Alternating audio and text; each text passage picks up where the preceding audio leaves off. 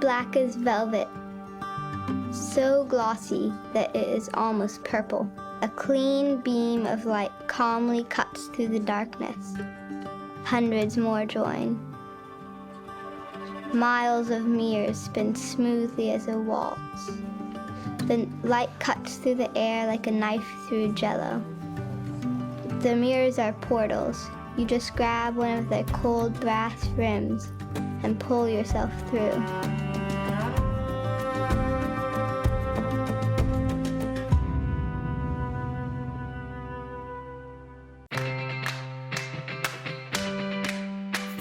Writers in the Schools is basically writers having the opportunity to go into a classroom and interact with students and expose them to creative writing that is a little bit more liberating than, say, the standardized test writing that they're exposed to throughout the year, which also helps them kind of explore what they're going through in their lives as writers and as young people and give them that chance to express themselves.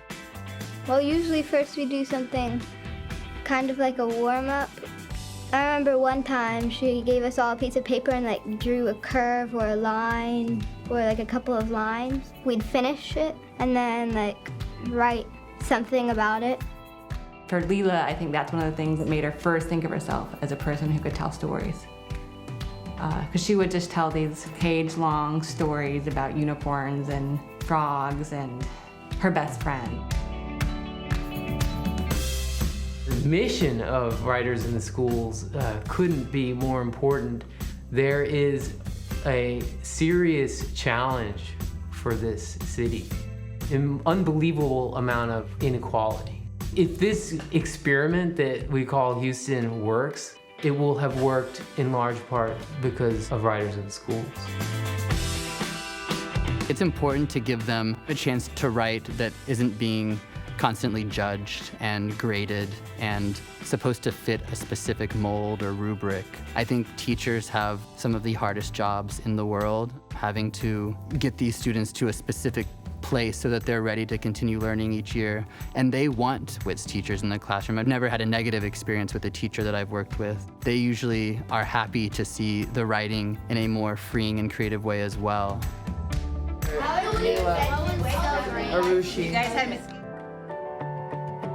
Her particular WITS teacher this year, Mr. Glasgow, believes heavily in revision. And when she went to writer's camp, the exercise was one in revision that they were doing. And she knew what she wanted to revise. She had the poem that needed to be revised, and she was excited to go and tackle it. And I was like, wow, like what an amazing thing that she learned this year.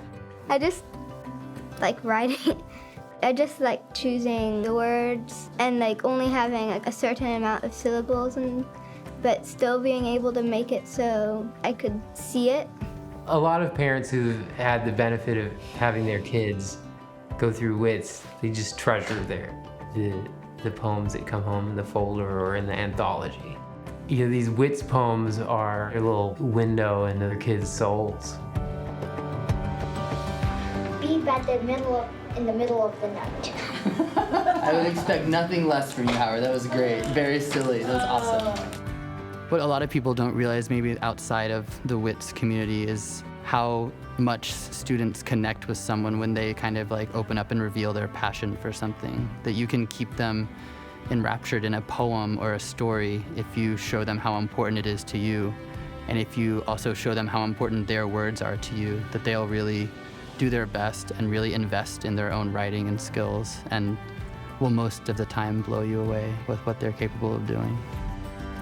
One world is a place where the wind will take you to a village, where the peachy fruit will make you invisible. In another, the softness will lure you to endless sleep.